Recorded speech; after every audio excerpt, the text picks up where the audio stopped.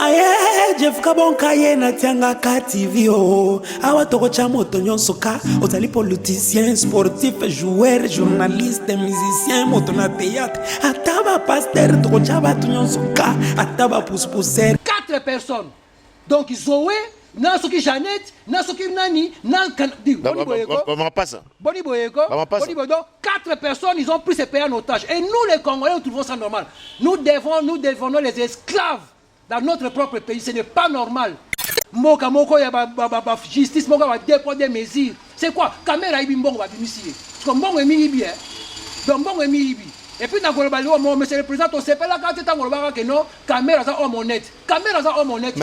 Mbongo va permis président oyebi ya mbongo va passeport, président oyebi yango. Kabila na famille on va dire kayango. Pas l'hypocrisie, na boy mama hypocrisie. Mbongo na biso totekelaka courant na Congo ekendaka na compte ya nani ekendaka na compte ya Kangambe ekendaka kumutu to ayebi yango toza mibali te babotola biso mboka mibali biso toza awa tokokozwa mboka na biso te incapable de déclarer la guerre avec un petit pays comme le Rwanda comme ça. Mais alors les jours le Rwanda kotomboka bi que non a déclaré la guerre na bino boko sani boko kim Okomona mesano ya sport, okomona pepa information, okoyo elali epana ya lipate koitela ya mwaba.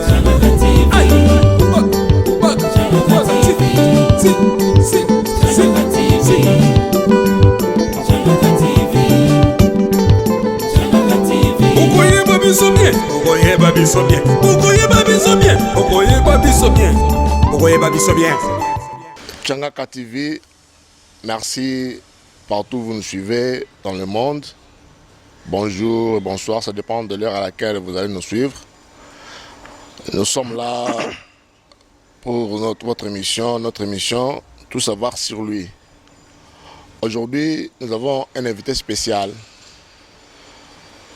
Vous allez le découvrir, mais avant toute chose, nazo pesa mbote na ba oignon so ba landaka biso apesi mbote mingi na président Jeff Kabonka qu'on a na Milouz, l'initiateur de la chaîne Oyo, et puis député, notre député, futur député national, et puis na pesi mbote na cordon Kennedy Chidimu pour amebi son espace au Gold Mass on a ma campagne. Na pesi mbote mingi na Maman Judith Kupele ça qu'on a na Milouz, Mathieu Lesage, Anderson Mobutu, Fali Ndombasi, Pichu Bemono, bino nyonso bo mesana ko landa biso, ingénieur Benaja,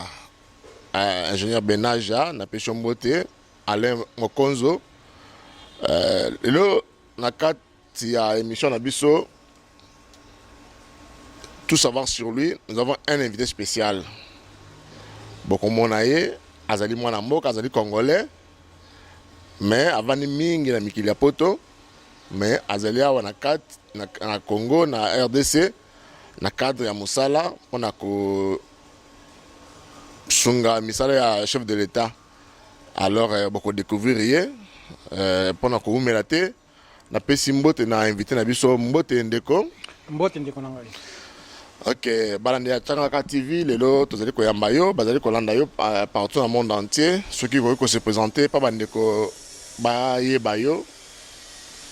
Comme on a merci mingi déjà, koyamba ndenge boyambinga na émission. Ok. Et merci mingi na Jeff Kabonka parce que ça y est, je pense que vous allez avoir. Ok. Donc vraiment merci à trop.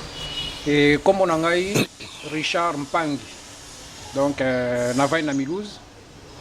Et puis voilà.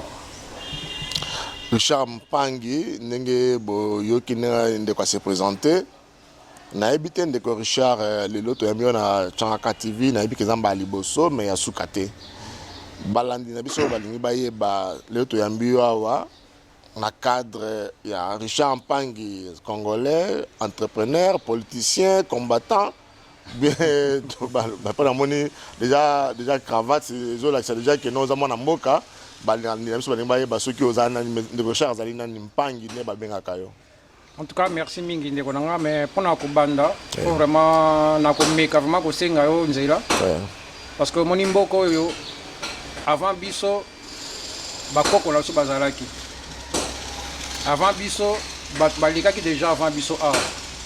Alors nakosepela mingi bana kolinga mingi nano na mémoire ya bakongolais nyonso oyo bakufi na mboka oyo kobanda bakoko na biso ti lelo nakosengaki quand même to observer quand même une minute, une petite seconde ya minute pour la mémoire na bango parce que on sait bien que non même pouvoir oyo batu batiki mokili oyo likolo ya pouvoir oyo donc ozala nanga mpasi mpona kobanda émission sans vraiment komeka honorer mémoire na bango. Mémoire na bango, merci. Ok, merci.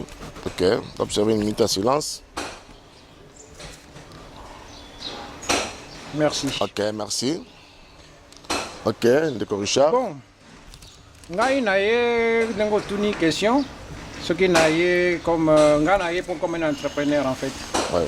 Donc voilà, politique nalandaka yango nalingaka yango naobservaka yango parce que ndenge balobaka ke non soki osoccupe soki osintéresse na politique te politique ekosintéresse na yo. Ouais. Donc en fait en tant que peuple congolais nous tous en tant qu'un peuple congolais il faut que tous s'intéresser na politique en mboka na biso. Ouais. Et c'est comme ça que non tokoki koyeba soki mboka ezotambola malamu to ezotambola malamu te mais ngai na politicien te naza entrepreneur en fait.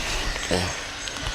Ok, Ndeko Richard Mpangi, azali entrepreneur. Est-ce que avant tokota na masolo ya wetali politique ndenge olobi bala nebiso bakoyeba Ndeko Richard azali congolais, azali marié, na vraie vie na yo, hein? Soko koloba pendant quelques minutes pour bandeko bayeba yo vraiment Ndeko Richard a utu wapi abotami wapi akoli wapi otangi wapi. En tout cas Mpangi eza kombo afeza surnom. Yeah. Mais naza mutete là. Okay. Donc papa nanga na maman nanga baza batete là, papa za mutete là koto dimba, maman za mutete là malela. Donc voilà, kotanga na tangi na tene de la Gombe. Tant on a longé na tene de la Gombe, suite à moi makambo ipassaye kuna fa balongola inga kuna na tene de la Gombe ndena kotanga na école du banc. C'est quoi ça qui mobulu dans classe? Non bon, yaka makambo ndenge lekela yeka et puis voilà. Ouais. Et puis na kotanga ce qu'on école du banc. Na Kankoko. Ok. Voilà, et c'est là où j'ai évolué ouais. Après na yo kinanga to. Ndeko Richard Abala, Abota, azali papa Oui, bana. Ndeko Richard Abala, naza père de famille, na 5 bana. Donc moi nanga libosa za 22 ans, oya suka za na 8 ans. Donc na bala na marié oui. Soko pesa mama na bana mbote. Na pesi bango tout mbote ouais. Okay. Donc maman Germaine, bana nyonso tout, Richard, Dorian, Tracy, Cynthia, na pesi nyonso tout bambote. Mbote na libota, iska bozwami, biso pe to pesi bino mbote. Ok, Ndeko Richard. Otangi na Kinshasa. Oui. Baninga bokola na bango. Baninga tokola na bango bazali. Ouais. Mais bon, tokoli hein. Baninga tokola na bango bazali et tout tokoli, ba mususu to mona na soute, ba mususu ba kufa na bango, il faut dire les choses comme ils sont. Ouais. Et puis voilà, nga na botami na bandal na sundi 19 na Okay. point. Non, na bandal. Voilà, na botami na bandal na sundi 19. Bandal c'est Paris. Bandal c'est Paris, ouais. Donc voilà. Après voilà, ma parents ba côté Kalupango et puis voilà, on s'est retrouvé un peu Au Panzani. Voilà. Donc Ndeko Richard nayebi ke bana Milouz Ndeko Richard yo topesi bino nyonso mbote biska nyonso bozwami Fali Ndombasi, Anderson Mobutu, Mathieu Lesage, Papa Chile, Maman Judith Kupelesa na boutique Matonge. Topesi bino nyonso mbote kuna na Milouz. Leo toyambi moko ya bino Ndeko Richard de tozosola na ye na bosanité kopesa mbote na Alain Mokonzo, délégué Willy Kubalondi. Ndeko Richard. Oui. Namoni olati cravate ya Congo. Ndeko lobi ke ozamwa na mboka olingi Congo. Topetana na masolo ya politique ya Congo. Okota masolo ya politique parce que toyeki oza combattant monene. Okota na masolo ya politique ndeni ni pe obandaki ya ndeni pe nani a inspiré que na makambo masolo ya politique ya Congo. Bon, en tant que citoyen congolais, je pense que tout Congolais a le droit de défendre son pays. Ça, c'est la Constitution déjà qui nous donne ce droit-là. Mais que nous, les Congolais, nous devons savoir ça. Que tous les Congolais ont le droit de défendre son pays partout là où on se retrouve. Ceux qui sont menacés. Et c'est comme ça que moi, je me suis référé à la Constitution d'Abisso. Et en même temps, il faut dire les choses. J'étais encore jeune quand on a arrêté Papa Tshisekedi en 1984-85, je pense. J'étais encore jeune. Mais je me suis retrouvé aussi dans Makala. On t'a fait prison. Prison. Et c'est là où j'ai découvert, en 1985, je pense, c'est là où Mobutu Akangaki via Chichi, à côté de la prison. On ne savait pas trop pourquoi il y avait au Kangakangaï, parce que c'était tellement caché à cette époque-là. Et en grandissant, surtout arrivé pour Nambo Kanabiso, je dis que non, j'ai le devoir de défendre mon pays, comme la Constitution nous permet tous, c'est un droit pour nous les Congolais. Et c'est comme ça que non, je me suis décidé pour défendre Mboka. Voilà. Aujourd'hui, qui décide de défendre Mboka Nengo Lobby, au défendre parce que au prison, mais seulement parce que vous avez la conviction que non, Zamboka Nayo, il faut le Belamboka Nayo. Non, le problème c'est qu'il faut me relater dans l'histoire comment pour arriver. Voilà. Alors moi je me pose déjà cette question. Une question peut-être qui peut-être au banana ou effectivement. Est-ce que ces pays-là, pays où ils ont gouverné? Non, pays où ils ont gouverné, ces pays est assisté. Il y a une différence entre un pays qui est gouverné et un pays qui est assisté. Nous sommes un pays qui est assisté. C'est-à-dire voilà. Donc, c'est-à-dire la politique, c'est l'organisation de la société. Et quand vous regardez bien cette société-là, la manière où il est organisé, je ne pense pas que non, on peut dire que non, non, nous ne sommes pas gouvernés, nous sommes assistés. Parce que, vous savez quoi? Dans ces pays, j'ai observé une chose, ou j'ai constaté une chose. Moutounio, surtout dans beaucoup, a commis dictateur. Mais sans le savoir. Mais Ndeko Richard, mais je te dis que Namboka, dictateur Motoyeba qui Mobutu, Tinelo, dictateur continue Namboka. Oui, il faut comprendre que non mot dictature ou mot dictateur et aussi le mot dicté. Et il y a dicté, c'est qu'orientation ni nous sommes même en émission. Mais quand on dicte, on n'impose pas. On édicte par rapport à la volonté à peuple. Là, c'est plus la dictature. La dictature intervient quand il veut imposer Batunio surtout Oyoyo Lingi. Et c'est ce qui se passe dans la société. Regarde un peu les embouteillages qu'on a dans ces pays. Regarde un peu ce qui se passe dans ces pays. J'ai constaté que non, Moutoutou a commis dictateur dans Mboko. Oyoya lobby négocialement. Les gens ils se mettent dans les embouteillages bêtes et cons. Tout simplement parce qu'il y a Linga, il vient, il se bloque. Donc, et ça, c'est un constat que j'ai vu partout. Donc, nous tous, nous devons être dictateurs comme ça. Mais je ne sais pas si on se rend même compte dans ça. Parce que quand on appelle quelqu'un dictateur, c'est par rapport, il impose ses choix. Il impose ce qu'il veut. Et c'est ce qui se passe dans la société actuellement. Tout le monde devient dictateur.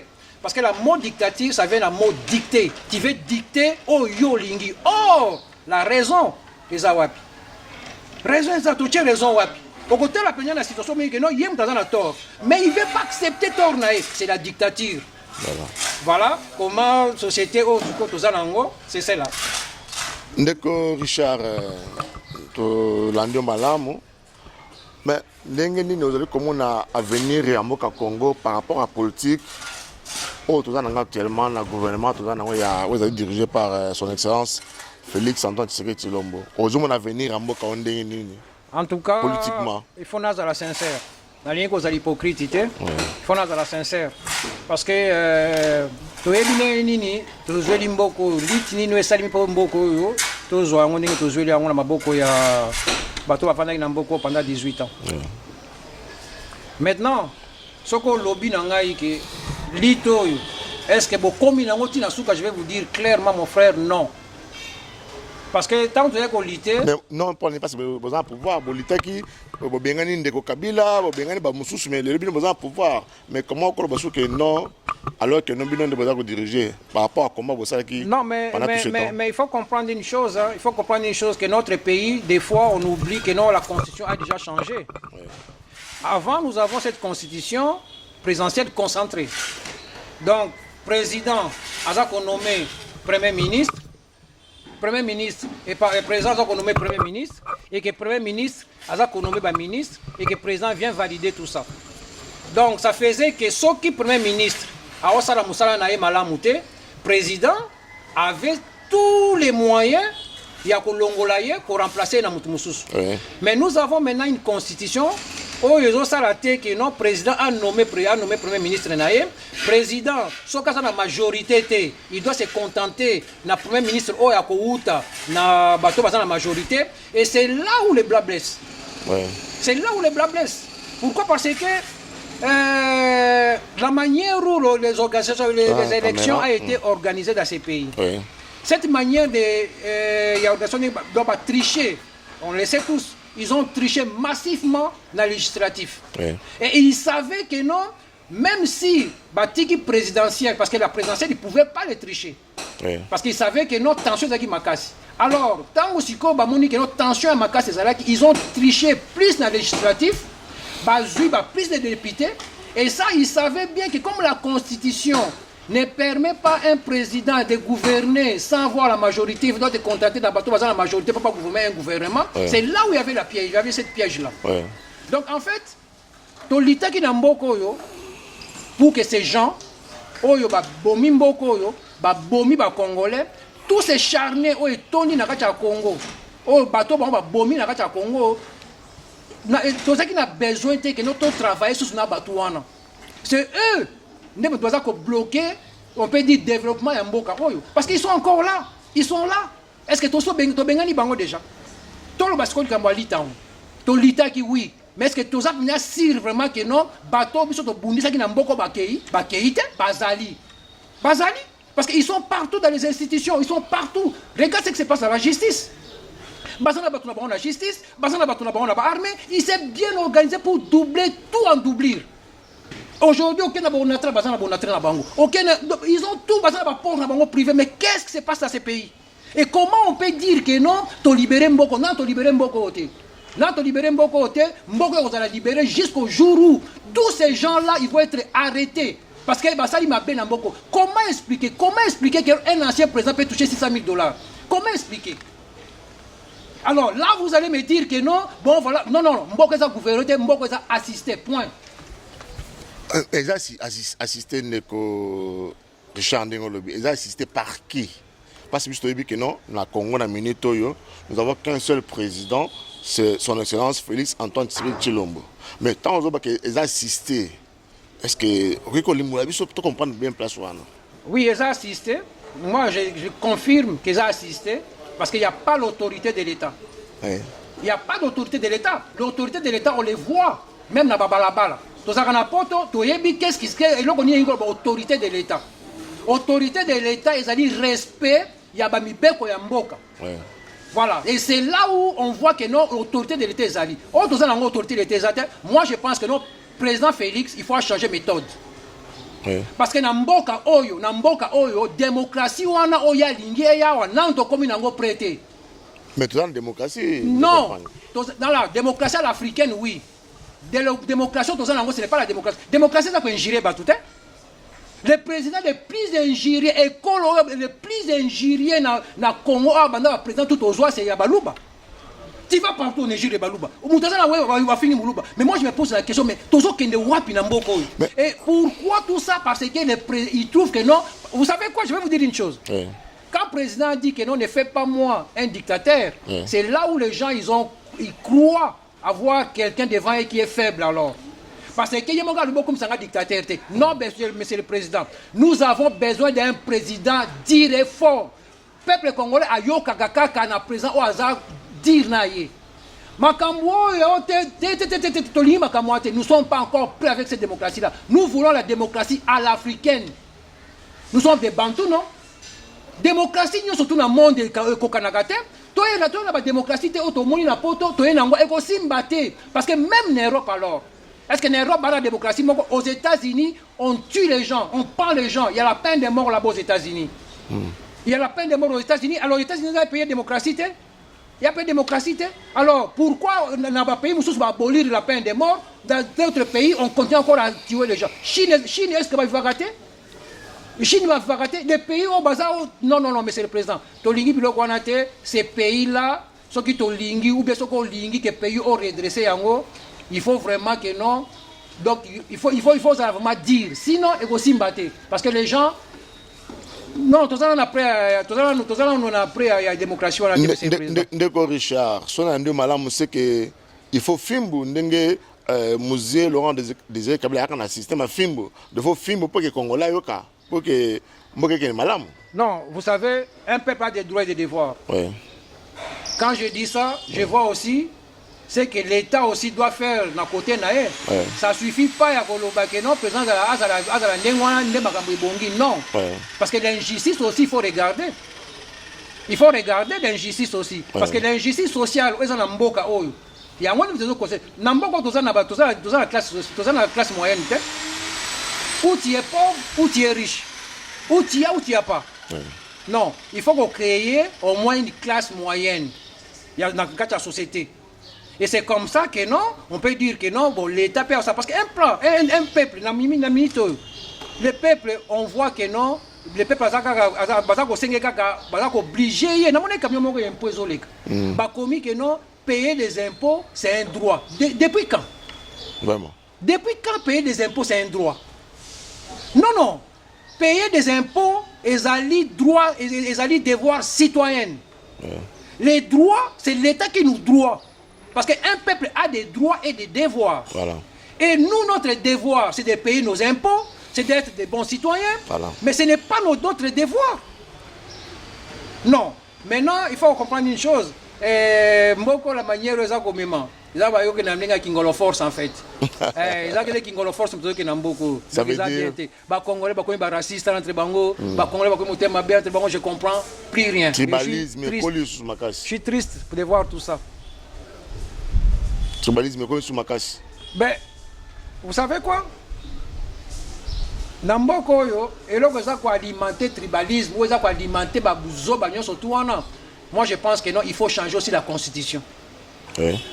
Il faut changer la constitution. N'importe quoi Mobutu, Mutunyo, Congolais, surtout, avec une droit de postuler place ya lingi. Voilà. Alors les bandits boni, c'est quoi que nous pouvons postuler dans coin moko pour faire la mutekolo, les bandits boni.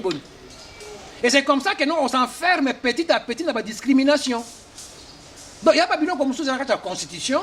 Oh, biso moko to tient la constitution, ils ont quoi alimenter ou ils ont quoi encourager le bien le tribalisme. Ndeko Richard pendant ko bakisama eloko uti ko lobana landaki na ma réseaux sociaux na mboka moko je crois na province orientale kuna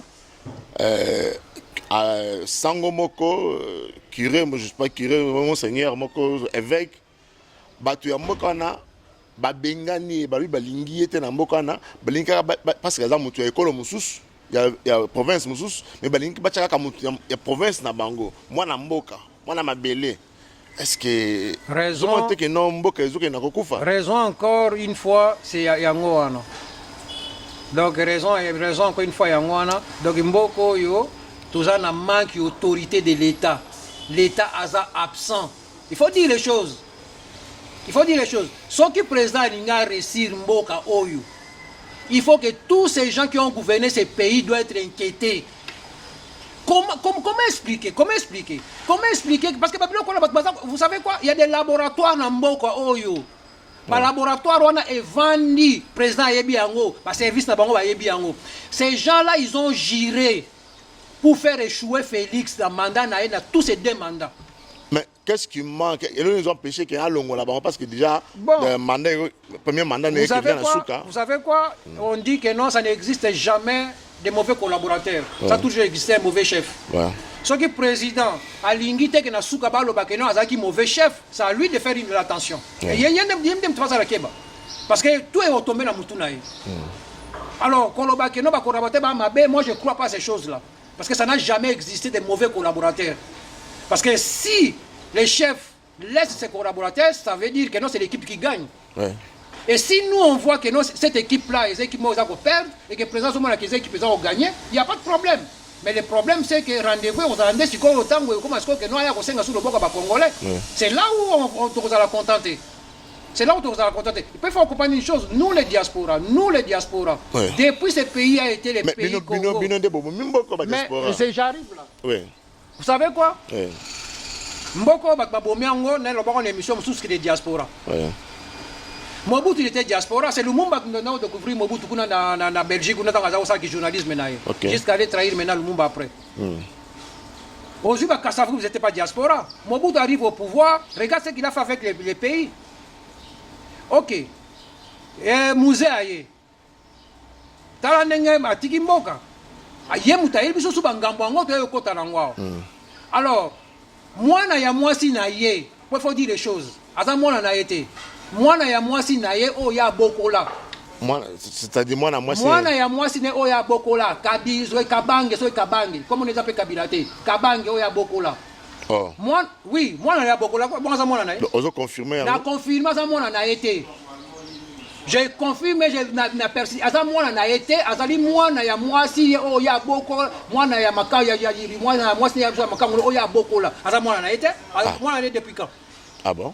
Moi na depuis quand? Mais dirigé beaucoup pendant du temps en tant que mais c'est justement Joseph Kabila Kabang moi na. Mais asa moi na été, nga oko nga bana tongo tipo ko ni sanga biloko na te. Asa moi na été.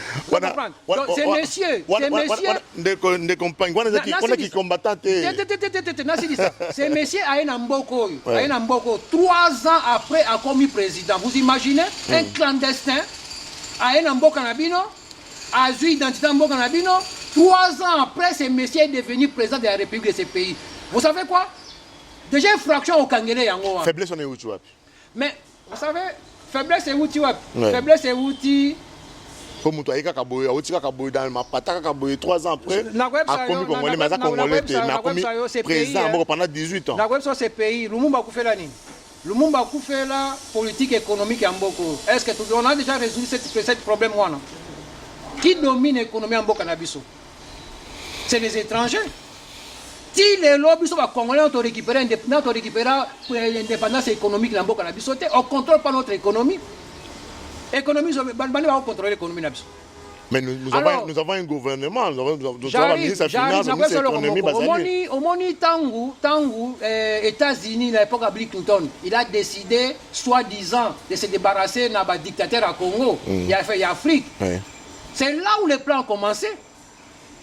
Le problème, c'est que tant que Museveni n'a pouvoir, Museveni, il a un service secret à Congo, Museveni a un pouvoir. Mais c'est que vous oubliez que non, il y a une liste, Alors ils ont aidé Museveni à arriver au pouvoir. Ils ont aidé Kagame à arriver au pouvoir. Et maintenant, en faisant ça, il va créer des autres, il va créer qui Rwanda, bateau ba oti osala génocide, soit disant génocide, parce qu'il faut dire ça comme ça, parce que génocide on appelle Kagame a bâti ça par nombre pour se victimiser. Et osala siko que non, il fallait attaquer Congo.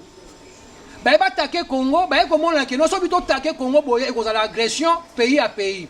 Non, il faut to luka siko moi raison moi to luka ba Colombo ka ba za na liboso makambo. Et c'est comme ça que ba service secret à Museveni ba kene kuluka Kabila.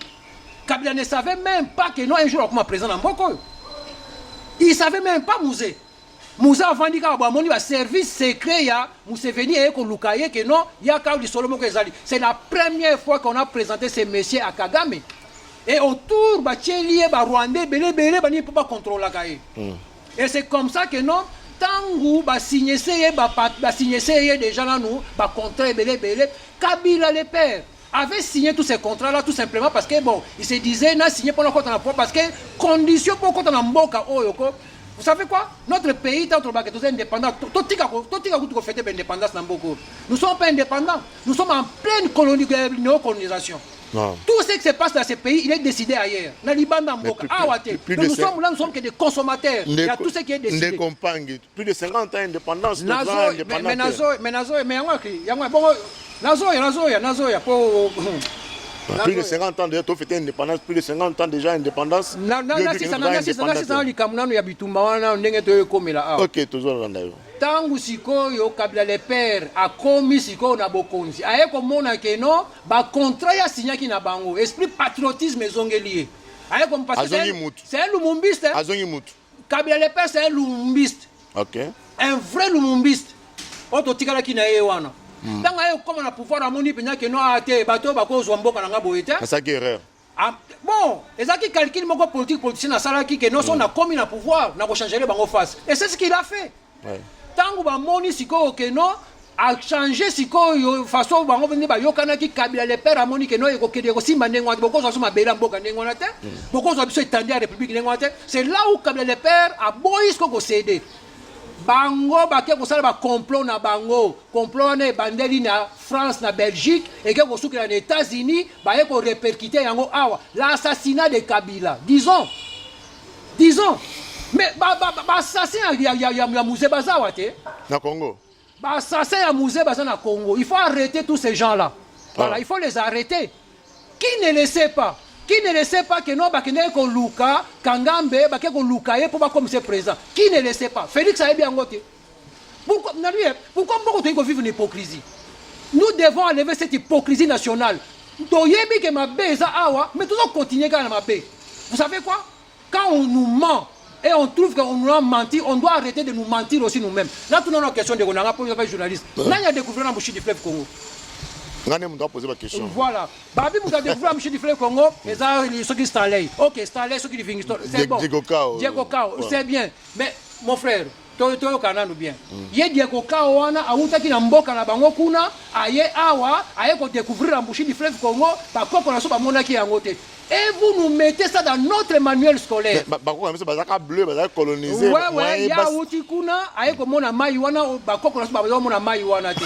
Vous imaginez, bazui buzoba ya nengwana, ba tieli biso na kati manuel scolaire na biso. Aujourd'hui, ceux qui bana na biso bazaka kotanga classe, ba poser bango question wana, il doit répondre que c'est cet individu là qui a découvert M. du fleuve Congo. Mais c'est quoi cette histoire là? Pourquoi on nous a menti, on continue à nous mentir nous-mêmes? Pourquoi? Vraiment. Pourquoi? Alors nous sommes que des consommateurs. On sait bien que non, mindele ne bakabasalaka. Vous savez quoi? Talaba que notre diaspora te bomamboko, toi la vérité. Toi la vérité. Donc, si quand on fait semblant, on veut vivre avec cette hypocrisie là. Nam t'habité que Kabila Rwandais. Nam t'habité. Présent est bien côté. Tous les hommes ça maloba et à Canada koloba. Tous les hommes ça maloba papa. Tala, toi tu as hypocrisie nationale. Ces messieurs, c'est sa place, c'est ça. Déjà, nous a trahi, on a droit comme président dans beaucoup côté. A trahi, nous effraction, on a dit bossa au kang la messieurs, c'est là, non? Regardez comment tout, magasin surtout. Donc, surtout, économie en beaucoup, c'est les 4 personnes qui ont gagné l'économie en beaucoup. Mais c'est quoi ce problème-là? 4 personnes. Donc, Zoé, Nansoki Jeannette, Nansoki Nani, Boni Boyeko, 4 personnes, ils ont pris ces pays en otage. Et nous, les Congolais, nous trouvons ça normal. Nous devenons les esclaves dans notre propre pays. Ce n'est pas normal. Ce n'est pas normal. Comment ça? Mama Bele, hôtel, magasin, kin market, tout ya bango. Na keko lukampiodi, merde quoi.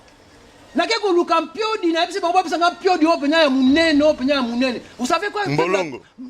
Vous savez, piodi ba pesinga. On a habité sur dit comment piodi boye, bazo bananga yike no, piodi ne yango na munene toza na ngwala. Orgaman et kindar. Vraiment. Qui a tué l'orgaman? Ce n'est pas Jeannette, ce n'est pas Moussa Kabila. Comment les nani écoute? Comme moi ça Kabila, comment les nani? Yeba ba bomi so na ko tanga ba comme la bonebi comme on a été. Vous comprenez? Bango ba bomi ba orgaman non? Ba chambre fois tout est comme ya bango. Donc toi maman ta ila so ba kambo. Mais économie du peuple, économie du Koufa. Il t'a dit ba ça va plus à Biloko. Biloko tout est mati. Pourquoi? Parce que tout ça qu'on contrôler politique ya mboka ceux qui bolingé qui est bien, les politiciens doivent contrôler son économie. Bon opérateur économique ko sakana na Biloko était. Bon boy ba mati c'est ça, regarde ce qu'ils ont fait. Tout simplement parce que l'État est contre l'augmentation. Alors, le Kabila est contre l'augmentation, il nous fait des chantages. Bakangi va freiner, regarde des autres qu'ils ont créés. Non, nous devons changer cette politique-là. Mais c'est le président, Soko Lingo réussir, mandat Nayo, Soko Lingo réussir, va retenir Namboko, non, on avait un président, on l'a Namboko, s'il vous plaît, nous avons besoin d'un dictateur réactionnel. Il a dictateur tel que non, pour avoir faire souffrir. Mais tout ce qui est d'intérêt à peuple, S'il faut prendre des lois pour protéger la majorité au détriment des minorités, nous sommes d'accord avec ça. Parce que, en fait, la dictature, disons, mais partout il y a la dictature. Même l'Europe, mais il y a la dictature. Tant que les États-Unis sont obligés de surtout que non, avant de compter dans le sol américain, il faut un passeport biométrique. Ça veut dire quoi ça? Est-ce qu'il y a un terroriste? On m'impose aussi. Donc ça veut dire qu'il y a une dictature. Mais dictature réactionnelle. Dictature faisant la réactionnelle, tant que la majorité doit vivre dans la tranquillité, s'il faut prendre des lois au détriment des minorités, nous sommes d'accord avec ça. Il n'y a pas... Voilà, on mboka il y a un sentiment, mboka ba kingolo force, mboka moko ya ba justice, mboka ba dépôt des mesures. C'est quoi? Caméra ibi mbongo ba bimisié. Parce que mbongo emi ibi donc mbongo emi ibi. Et puis dans le balio mo monsieur le président on sait pas là quand tu t'en va que non, caméra ça homme honnête. Caméra ça homme honnête. Mais à consommer quand même à purger ni naé. Non, il faut comprendre une chose, cette histoire là juge Yania Koufa. On a empoisonné juge Yani qui ne le sait pas. Qui ne le sait pas, qui veut faire semblant. Qui veut faire semblant? On a empoisonné Gigiani. Gigiani a coupé le Makambouana. Malgré Gigiani a coupé le Makambouana, mais aujourd'hui, Caméra est libre. Caméra est libre. Caméra Zana Libanda. Non, on n'en fait pas. Et donc, c'est pas la capitale on présente que non, Caméra Zana a venir. Il y a moins de tout le monde. Les jours où le président va que l'Okoana, Nathalie Ngabia, Caméra Zana l'homme libre. Comment quelqu'un qui est en prison? Il est déjà en prison. Donc, ça veut dire aux autres, le juge que non, Moutoumelo Okangi, on a honnête. Et ça, tout ça pour acquiser ce qu'on va juger. Il ne faut pas oublier que notre président est chef suprême en magistrature. Et nous, je crois, on considère bien avant. Non. Attaque directeur à cabinet. Non, c'était pas bien avant. C'était pas bien avant. Caméra, il était encore en prison quand le président a dit ça. Et on n'a pas aimé. Il fallait qu'Atik la justice à Moussala Naï. Maintenant, c'est comme si on a ridiculisé en même temps la justice. Et c'est comme ça qu'on a que nos justice qui est malin pour ma bête. Nous avons besoin d'un état de droit, mais un vrai. Et l'élégance aussi de la justice, c'est de reconnaître aussi que non, et voilà, erreur ezalaki na bongisi. Bato bakanga pour le makamwana ntap. Ba petit nga Christian banane, ils sont encore en dolo. Mais qui ne le sait pas que non, c'était fausse histoire. Ils ont créé toutes ces histoires là pour arrêter ces petits jeunes là. Et qui les a arrêtés? Alors il y a commandité, et aujourd'hui, ces jeunes-là, ils sont encore en prison. Qu'est-ce qui se passe, monsieur le président? Pourquoi on ne veut pas libérer ces gens-là? L'élégance et la justice, c'est ça que non. Sauf qu'il y a ça l'erreur, il faut rectifier l'erreur. Ça, c'est l'élégance aussi de la justice. Et ça, c'est que non, parce que justice, on l'a comme amen. Non, justice peut aussi se tromper. Ndeko Richard. Néo le bel comme la justice, ceux qui les lobes appellent sur poste ministre de la justice. Pendant qu'on redescend mon chaos. Ma canissine y a ma lame au Congo y nango pour que Congo ait changé. Mon ami, Moïbi ou Moutumabe, Babon de la Gaëté, Atikamabe. Il faut qu'on contraigne Atikamabe. Ceux qui m'ont contraint Atikamabe à Otikapete. Vous avez donc, ces gens-là, leur place, surtout pour menacer la République, surtout pour ça que nos républiques avancées et va avancer, leur place n'est pas dans cette société des gens normaux. Leur place c'est en prison, il faut les rééduquer. Comme la prison dit, c'est un endroit de rééducation. On doit les rééduquer. C'est point. Parce que partout. Ces gens-là ils sont organisés vraiment pour piller ces pays. Regarde ce qui se passe avec le gouverneur à Kinshasa. Ils ont créé des petits trucs comme ça, bidon, pour l'État. On va balayer jusqu'à quand? On se pose même pas la question, et puis, on va mal payer. Mais l'argent de l'État sort. L'argent de l'État sort. Yango na lobby woni mboko ba wasala ba makamoko ya kimuyibi moko ya benda singé ou mais pombonga l'été bimaka. Et c'est comme ça. Regarde ma ba musabilongo na terrasse batiki yango wana. Lobby mbule beti ezongi wana. Après bambonga l'été comme non, c'est du vol. C'est du vol. Ce qui se passe dans ces pays, c'est du vol. Nous avons des koulounes en cravate. Moi, je refuse qu'on assassine des koulounes dans ces pays. Moi, je refuse qu'on tue nos enfants. Parce que ces enfants-là, la société doit récolter ce qu'il a sémé. C'est ce que la société a sémé, c'est ce qu'il doit récolter. Vous avez sémé ça et laissé ces enfants-là. Il faut récupérer le savoir pour les éduquer. Mais oya ko bomaka bana bo kuluna bo ule mais dit bon baza ko yibaka ba les kuluna en cravate. Qu'est-ce qu'on fait avec? Même bazo bon télé bazo rééduquer bon tout le monde na kanyamaka c'est les lo sont devenus des bâtisseurs bazo Msamboka. Mon ami moi ça me fait rigoler tout ça. Ça me fait rigoler. Leur jeune, leur place n'est pas là-bas. Ces jeunes-là, leur place, c'est dans ces sociétés-là, il faut les insérer avec des formations. Mais oui, tu as formé, parce que tout le monde a la menuiserie, la maçonnerie, non. Il y a Kingolo Force, il y a aussi Mbate. Il y a Kingolo Force, aussi Mbate. Là, c'est la vérité. Il y a Kingolo Force, aussi Mbate. Ceux qui bolingi banana batika ba désordre, ceux bolingi na bazala bien, ba miyibi ba cravate batika na ko yiba mbongo à l'état. C'est plus grave ko yiba mbongo à l'état que ko yiba mbongo ya mutu ka boye, oui bien. Parce que ceux ko yiba mbongo à l'état, yiba mbongo na biso nyonso. Mais ceux qui na yiba mbongo na eza kaka ya yo. Vous comprenez? Mais oh bango baza ko yiba, eza ko dépasser kuto ba pechola ko ba désordre, ba osala ba yelo ni ba osala. Et bien en termes en millions. Vous comprenez? Non. Ba tunano, vous savez quoi?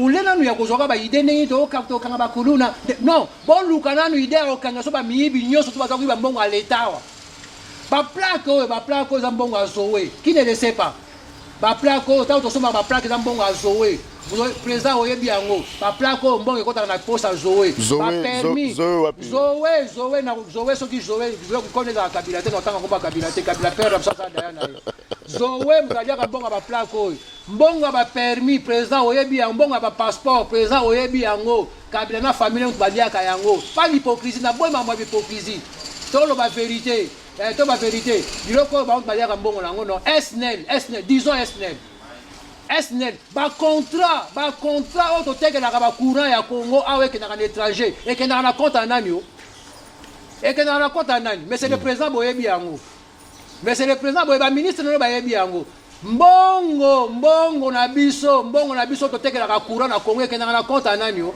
et que na compte ya Kangambe et que na mutu to yebi yango ba ke ko tuna ministre ba ke ko tuna soki mutu SNEL abi tete question na ba tuna ngai te parce que ayebi yango que non mbongo wane que to la ya mbongo na biso c'est monsieur bozo futa 600,000 depuis ngana ke na poto na 600,000 est-ce que ngana ko 600,000 $600,000 $600,000 ngana ko kisango na kuna na koksango mais c'est monsieur il touche $600,000 par mois après bozo ba chèque on va $600,000 à part ko compter ba avantage yo surtout wana na kinga nkati na ekuna courant ko ekata na gate asala zone na ekuna abomi ba zo a ache biso zo kuna mais qu'est-ce qui se passe? Ces messages sont tendus, mon gosse qui a n'engagé. Et puis, comment ça? Et ça va bien, il faut saisir. Ils ont bon, on a vu ça. Ces messieurs nous ont trop volé quand même. Mais comment tu connais au ticket? Moi, je ne suis pas content. Dans la diaspora, j'ai dit, ces pays vont pas bomber dans la diaspora. Parce que là-bas, vous avez bien machaka. Là-bas, tu as un moulongo. Ticket no poko ta na tram, il faut foutre. Ce qu'on fout, il faut tirer leur contravention. On les paye, non? Na Suisse, ko subaka la balabala, na combien? Na 150,000 francs suisses. Subaka la balabala. Alors comment ce qui toye awa, toye même attends qu'on répétait autour de la raté. Mais qu'est-ce qui se passe? Qu'est-ce qui se passe? Non. Makambo, baboyimbo la diaspora. Ya mwana ozomona président ya suka. Mais vraiment ya suka. Ce qui au sali est bien été président. Président ya suka to kozala na mboko ya diaspora, na kanise kozala yo. Parce que c'est pas possible. C'est pas possible. Il faut pas battre l'interruption de la justice. Comment ça? On a lutté dans ces pays pour l'égalité des chances. On a lutté dans ces pays pour couper dans la lutte. Tout ça, qu'on a une blague. Tout ça, qui a pour avoir ces juges, pour la justice. Vous savez quoi? Tout le monde va mourir dans ces pays. Mais tout le monde n'aura pas la même signification. Ouais. Tout le monde n'aura pas la même signification. Il y a Chicha à Koufi. On ne peut pas dire qu'il y a Chicha à Koufi pour Namboka. Il y a Chichi à Koufi na malade. Mais on peut dire la signification, il y a Liwa, il y a Chichi que non, il y a Chichi à sacrifier jeunesse naïe pour Namboka. Mais si on prend maintenant Rossi Mukeni, il est mort pour ce pays. Il est mort, Béti Massas, le jour où il réclamait les droits de son pays. Kapangala pareil. Et puis Moutabomi, il est à vivre. Sa famille, on a promis à ces gens-là, tout ce qu'on les a promis. Moi, j'ai promis à tous ces gens-là, j'ai promis à Goma, j'ai promis à toutes ces femmes violées dans ces pays que non, la justice doit être rendue pour vous. Et comme justice, comme justice, nos bourreaux, les gens qui nous ont fait du mal, les gens qui nous ont assassinés, les gens qui nous ont tués dans ces pays, ils ont violé nos femmes.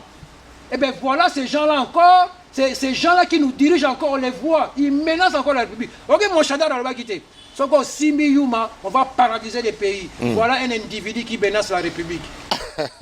Voilà un individu comme ça qui menace toute la République. Et puis, ça n'est pas le côté. Aïe, les choses à Zongeli. Ceux qui vont organiser l'élection dans mon côté, cette déclaration de guerre. Mais monsieur le Président, qu'est-ce que vous attendez pour arrêter tous ces gens? Impose-toi, monsieur le Président. Impose-toi. Tous les présidents s'imposent. Eduardo accueilli, mais Angola, il s'est imposé. Impose-toi, monsieur le président. Et quand on a et comme on a un mauvais goût. Et quand toi, on va finir l'école, il faut se dire que non, ce n'est pas toi qui vas finir. Maintenant, on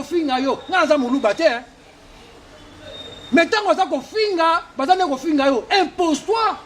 Yo lobi que nous sommes dictateur. Ouais, mais on est dictateur. Oui, on veut bien. Parce que dans le sens où la philosophie, les Congolais ne comprennent pas. Yo lobi a un sens que non, si ton côté n'a pas un moment de séparation du pouvoir. Alors, séparation du pouvoir, ça suppose que non, chacun doit travailler dans le Longobali pour Namboka. Alors, ce n'est pas que nous sommes tout présents dans ça. Mais regardez. On a changé déjà la constitution, mais le peuple congolais ne comprend pas. Le peuple congolais, pour naïe, à ça qu'on vive, regarde l'ancienne constitution, et à Kala, le présidentiel concentré. Voilà. Parce que, attends, Foufou et Mati, à Félix, attends, Lip et Mati, à Félix, ils croient que nous sommes encore dans cette présidentielle concentrée. On oublie les ministres concernés. Or, le pays est gouverné avec ses ministres. Et le peuple congolais, il est incapable de réclamer ses droits ministère à ministère. Ce qui le peuple congolais a la santé à Malamouté. Et ça, présidente, et ça, ministre de la santé, que les gens doivent réclamer des droits là-bas. Non. Awa, tout va se réclamer par le président. Ça veut dire que non, changer la constitution, mais c'est le président. Constitution, les photos sont que on a présidentiel concentré. Et c'est le président qui nomme son premier ministre. Et ce premier ministre nomme au gouvernement, il faut valider. Ce qui le premier ministre a surtout à Kolongola à tout moment. Mais l'accord politicien nous a tout le peuple a le kuta. Oh, ben élection. Mongo to bem ça élection dans mongo to bem ça pamba. Parce que toi déjà nous avons gagné. On nous parle déjà c'est celui qui va gagner. On nous parle donc mais c'est quoi ça cette histoire là? Donc c'est quoi toi qui n'a pas élection pour nani? Quand juste pour ça la formalité. Non, monsieur le président, Zongi c'est la bishop présidentielle concentrée. Yomoko onomaka premier ministre, comme ça, okoyeba ndenge nini oko gérer ba ministre oyo. Oyo passé awa. Oyo zo na mboka oyo et comme politique moko ya ba accord politique. Il y a rien de vrai. Tout la vérité. Il y a rien de vrai. Peuple a go souffrir monsieur le président. Ndeko Richard namoni o Matimakasi.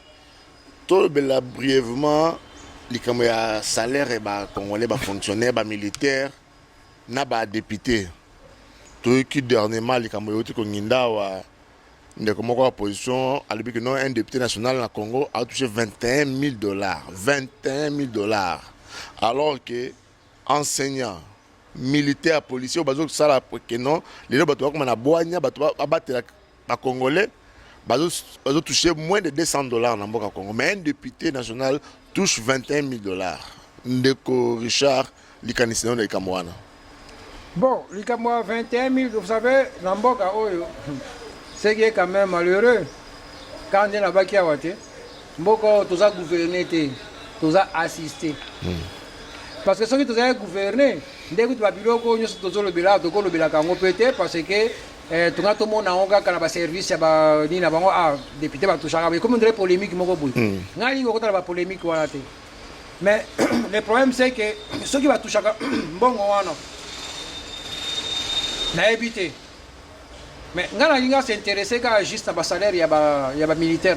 Il y a des enseignants. Il y a des enseignants, il y a des nannies. Vous savez quoi? L'intelligence, on l'achète. Oui.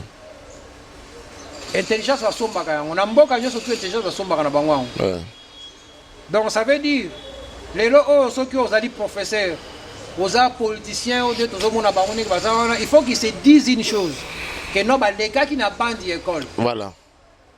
Et c'est là où, mais moi, ça m'étonne que non, les mêmes personnes, les gars n'ont pas d'école, comme dans maternelle, batangi c'est ce qu'on a maîtresse, ce qu'on a maître, tu as colis, tu as commis pas azui, pas commis pas moutoupé. Mais comment ces gens-là peuvent oublier ce secteur-là? Tout le monde a dit non, quand bateau batangi sa bango wana, monsieur le député, Zolanda Bisso, bateau batangi sa yo, les autres députés parce que tanga quelque part l'école songolo, mais au komikuna, aux autres ils s'intéressaient même pas. Na mutu atangisaka yo wana lelo ko mutalaka salaire na yo 21 000 mais mutu wana azo simba moins de $200 aza papa ya bana azo futa ndaku atangisa pe bana mais on a souci mo côté pona ye vraiment donc voilà et loko wana mutu esa la passe mingi vraiment donc soko zui ba soda na biso bon ko bazo batela biso soko zui soda musana na ye zali ko batela la population na biloko na ye.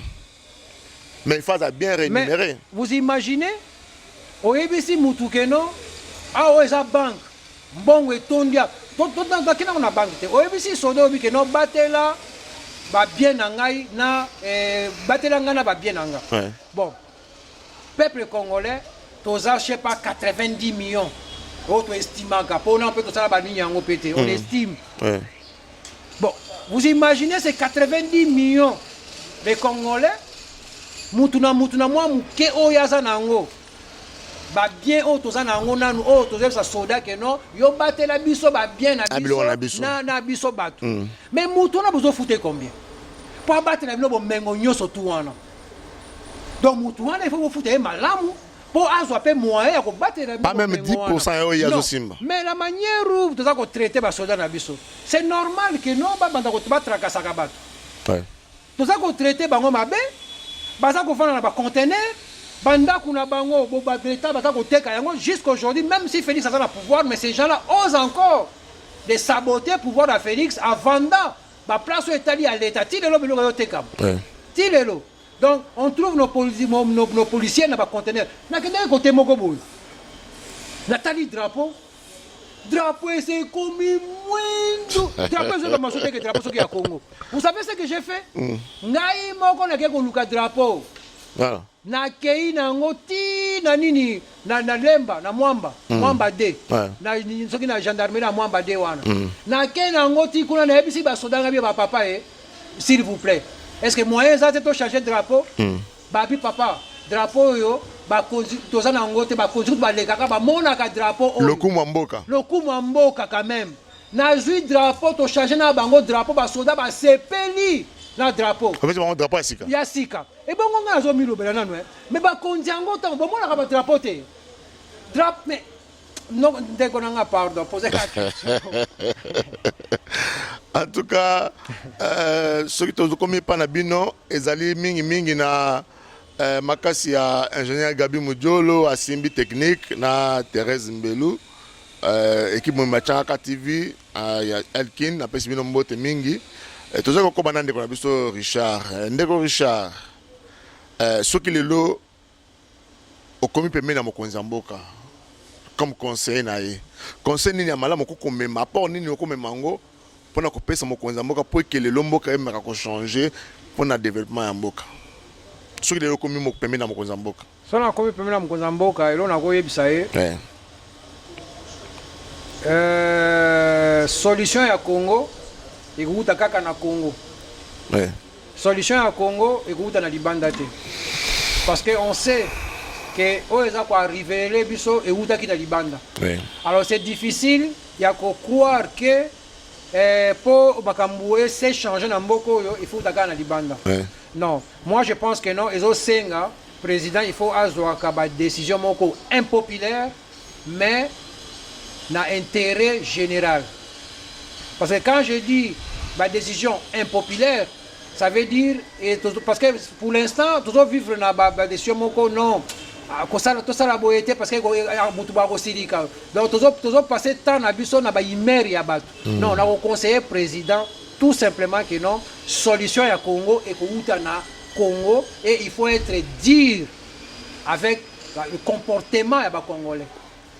Parce que le problème aussi c'est cela. Le comportement des Congolais, il faut vraiment les changer en fait. Ouais. Il faut les changer. Parce que ce comportement-là, non, de réussir un comportement au Dogan Angote. Donc aussi on a comportement à l'antenne de Richard, Balania Tcharaka TV, bon on a biso partout. Les autres ambas qui prennent bino de Richard, Azali Congolais, avant de mingi na Mikilia Poto, pour la Milouz, de besi souvent la Milouz nyoso mbote, président Jeff Kabonka na staff nyoso. Ndeko Richard, lelo depuis Mokonzi Mboka Félix Antoine Tshisekedi Tshilombo a eu pouvoir. Tout mandat, premier mandat, ils ont 5 ans déjà. La réalisation est à Sali. Tout le monde est Banzela, il faut tout le monde est école, gratuité de l'enseignement. Est-ce que le message nous cause par rapport il y a la réalisation au Mboka que ça a Mboka Congo. Quand on le pays a aussi que faut lancer lancer des travaux à Nzela ils ont relié Kasaï central qu'on a na Kalamambuji, tout le monde va réaliser belé banzela tout ça. Misale Zosalema. Projet léger lui, chef de l'État. Misale Zosalema. Mais le problème c'est que communication et la présidence. Ouais. Il y a un problème au niveau de la communication et la présidence. En fait. Ouais. Parce que présidence c'est un produit qu'on doit vendre. Ouais. Mais bah conseiller simbi communication et la présidence. Ouais. Il ne sait pas. Ou je ne sais pas qu'est-ce qui se passe pour rapport à la publicité en fait, la réalisation et la présidence. Voilà. Alors quand les gens y voient, parce qu'il faut comprendre une chose, nous sommes tous les gens qui il y a au côté de YouTube, de Facebook, non, sauf que il n'y a pas cette bonne communication. Voilà. Il y a qu'à présenter RTNC. Ouais. RTNC Msania Osani. RTNC on est tenu à PPRD. Chaîne nationale. Et tenu à PPRD. Parce que chaîne nationale, on a une vraie chaîne nationale, on a qui ont une chaîne nationale. Regardez les missions qu'ils font. Regardez ma comme passer la chaîne nationale. Ceux qui passent le chef de l'État, ça passe. On dirait un Syrie. Vous comprenez? Non, mais la PPRD, on dit qu'on a la chaîne nationale, il faut pas l'ongwapuna. Il faut pas l'ongwapuna. En même temps, ce qu'on a dit Banzela. Moi, Ngaï Banzela, ce qu'on a dit embouteillage, tout ça, on a mboka. Tout ça qui a besoin, il y a besoin de moutons pour tout dire. Tout ça a besoin de mboka. Dans la route secondaire, monsieur le Président. Ouais. Nous avons un problème sérieux dans la route secondaire. Mais tout le monde a besoin ceux qui sont au moins avenir qui quitte Fungwami et que Tina Elenge, ça qu'on a Elenge, c'est Fungwami, Tibimi na bypass qu'on a manga fola. Oui, mais Banzela Salama. Banzela Salama. Et là, comme ça, au Lingi, Banzela est ça, les Banzela principal. Banzela principal, c'est là où ça fait des embouteillages. Oh, ceux qui sont route secondaire, les alliés. Donc, et quoi empêcher tout va se retrouver dans Nzela Moko. Parce que ils ont une route nationale. Donc du coup, on va créer une route, Nzela Mike, ils ont quartier, c'est comme ça la route secondaire, on est dans un quartier, on est dans la principale, on a mais il n'y a pas de route secondaire. Si on compte la route secondaire, on a Mabele, Maboulou, Mabanga, Mamaï, Banido, et les gens se permettent même de gratter Mabele à l'État, ils viennent mettre des kiosques. C'est là où je dis qu'il y a l'absence de l'État dans ces pays. Donc, on a beaucoup de Kingolo force, Moutoutou comme un dictateur. Oh, il y a l'Igna, il y a Tongo, il y a Sali. Mais, moi, je suis monsieur le Président. C'est là où même à Cambozo, ça, la moyenne, tout le monde a vraiment boyézaté. Tout ça, on a besoin de route secondaire. Monsieur le Président, qui a poto et l'autre, ça a embouteillage à la tête à Yango. Embouteillage, c'est un boulevard. Est-ce que ça a là? Embouteillage, et puis, tu as dit que tu as dit ça. Ou les passer à la tunnel, na nenge à seba, tu as les clairs na sebo et non. Vous avez un danger et bakata ya boulevard, nenga ba tu au 4 ça wapi. Vraiment. Oh, tu baché bien on a l'école, vous est-ce que vous avez distance ou on a baché? Pour moutoir longa kuna ndo kata ti kuna. Les gens ils sont tentés au kata même na babalaba, on a risque na bango. Et protégeons notre peuple non. Biloko on a basala kata ba tinel assez et bimi na on assez comme ça on protège quand même les gens. Non non, baso des moutons c'est bien. Mais baso des moutons yango te muteza solution na mboka oyo. Solution na mboka oyo mais c'est le président de la route secondaire. Voilà. La route secondaire je ne sais pas. Est-ce que l'État qui doit financer? Est-ce que c'est le gouverneur qui doit financer? Est-ce que c'est le communes qui doit financer? Ça, ce n'est pas notre problème. Notre problème, c'est que non. L'État a des taxes, des impôts, des taxes, des impôts, il y a un bon trésor public. C'est un bon trésor public. Nous avons besoin de ça. Nous ne sommes pas des mendiants. On ne mendie pas nos droits. On réclame nos droits. Et le peuple congolais doit arrêter de mendier ses droits. Le peuple congolais doit réclamer ses droits à la place de les mendier. Moi, je ne viens pas ici pour mendier mes droits. Je viens réclamer mes droits parce que je suis un citoyen honnête et que je paye mes impôts. Et je veux que non, l'État, donc, c'est la droit. Point. Ndeko Richard, mon message, je prends la bande Est. Ton le Tilelo, Bunanga, ils ont toujours occupé na rebelle M23. Mon message, je prends la bande Est. Moi, le Bamouké. Pour les camarades bitumba za kuna est kuna ya République du Congo. Tant qu'on a le bagage que Mboko a assisté, je sais de quoi je parle. Parce que dans le monde entier, vous savez, les lois au Rwanda a occupé Bissot, hein? Oui. Mais Bissot il faut aussi une autorisation, le quoi bana mike et pas ba mindele, le quoi Bissot to fuka me la kabango, le quoi nzamba yoke la kabango, nzamba pesi bango après Bissot to ke ko pas na bango, donc Bissot bah ça empêcher biso bango de ko pekisa biso to se défendre et nous sommes là comme des petits enfants à se contenter. Les Américains ont dit mais qu'est-ce que les Américains ont dit? Non, mais c'est le président déclarer la guerre avec les petits pays comme le Rwanda, c'est ce que nous attendons. Tous à cause là tous en découdre dans ces petits pays là qui est le Rwanda. Le Rwanda ne peut pas nous à cause de ma belle absolument n'engwanate.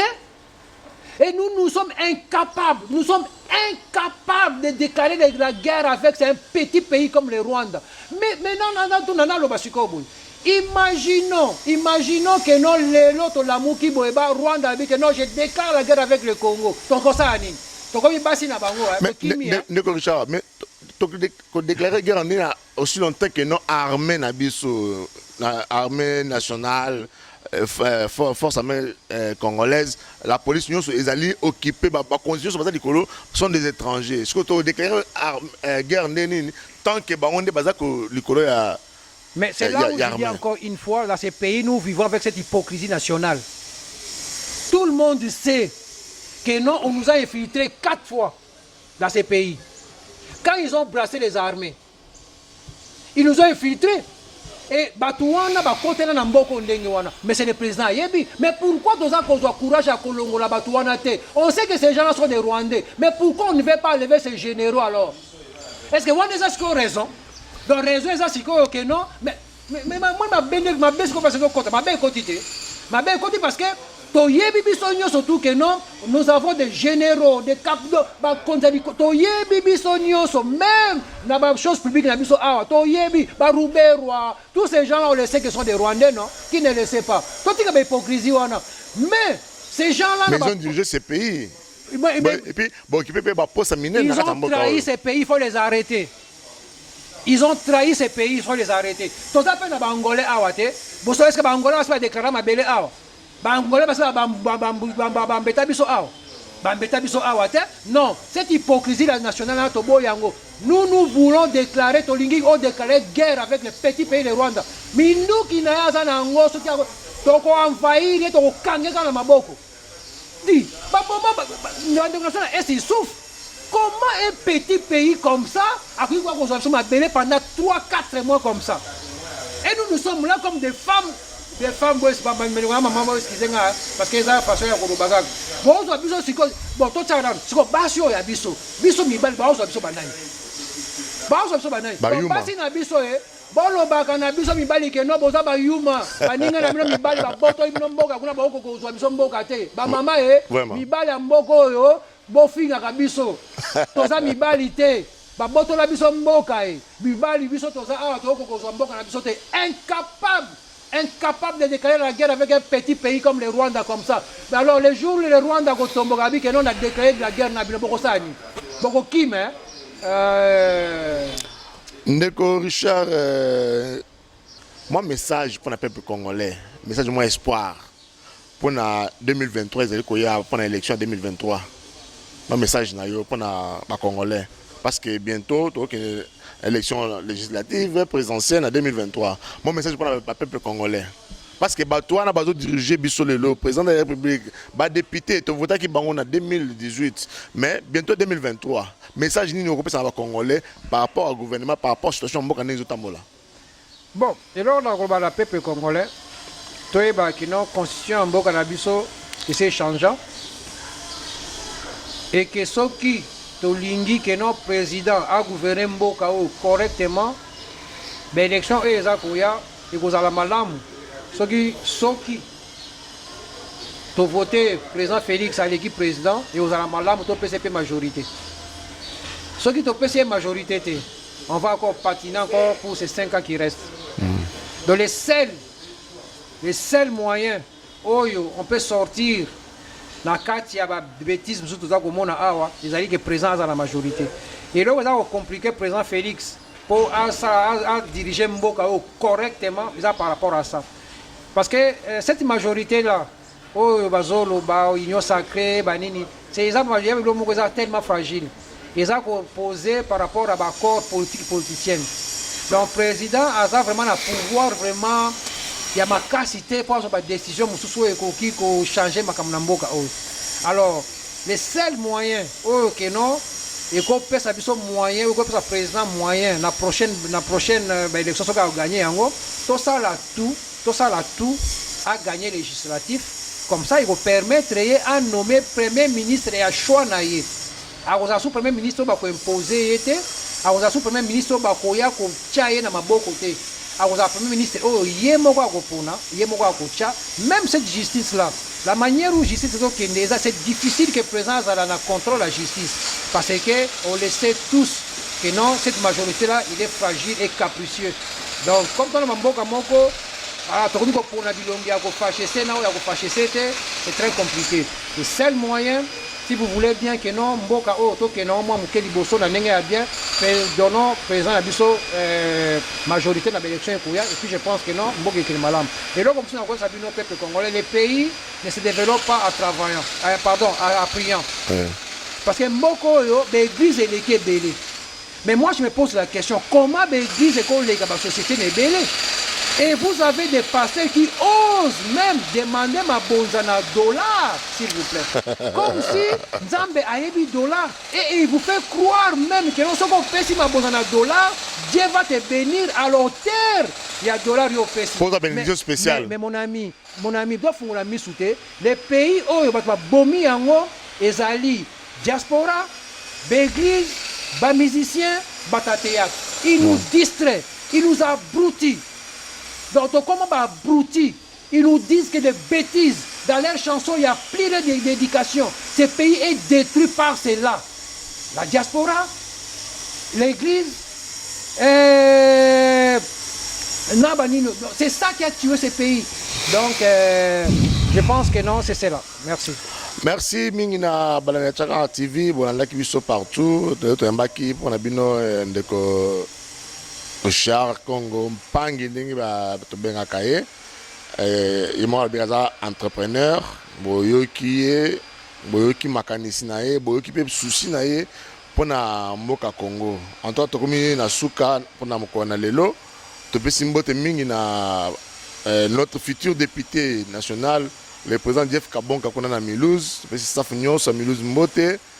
Merci na ingénieur Gabi Mudiolo oyo asimbaki caméra na Thérèse Mbelou on va simbi technique on a moko lelo puis te pesi merci mingi na cordon Kennedy Tidi mo pona espace kitoko oyo ami biso lelo siège ya Tchangaka TV na espace Gold Mass cordon Kennedy Tidi mo merci beaucoup boda plus te pesi Mbote ingénieur Benaja le génie te pesi Mbote Ale Mokonzi te pesi Mbote Ndeko Richard Toskomi Nasuka moi mbote na banyoso balandi biso lelo bayebi yo ana Congo na Mulhouse bana Mulhouse baza kolanda yo moi mbote na bango alibota pe ouais nakopesa mbote na bandeko na ngai nyonso tu bandeko na ngai ya libanda ya kati tous les Congolais je vous aime bien, je vous aime trop, je vous aime bien et na obosa nakopesa bandeko na ngai ya Goma te bambote ebele vraiment ebele parce que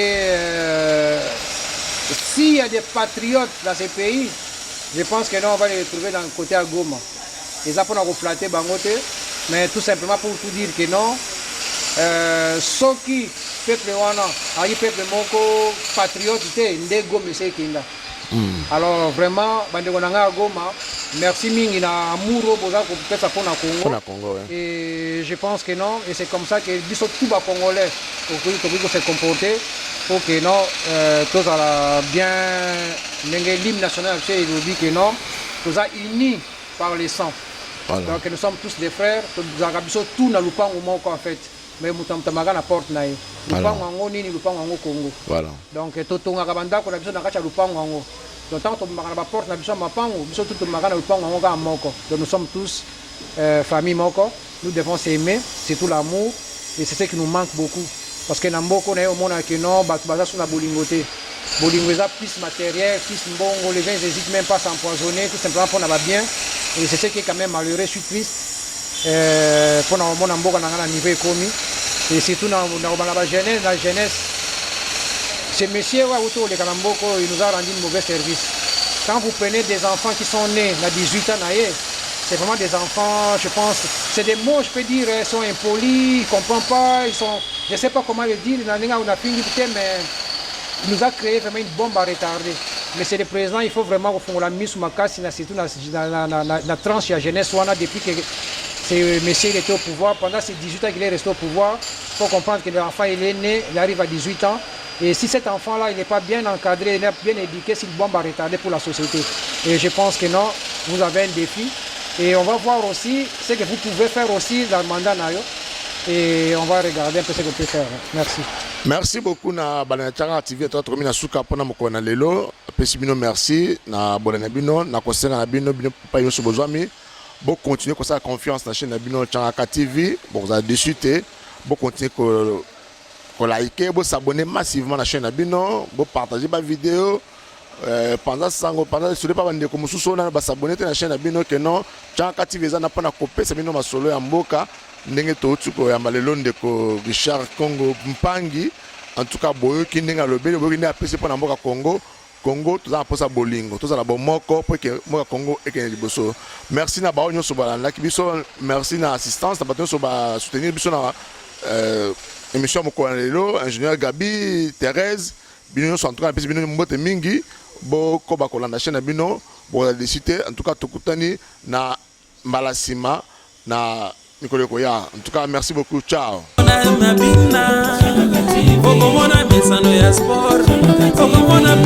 Information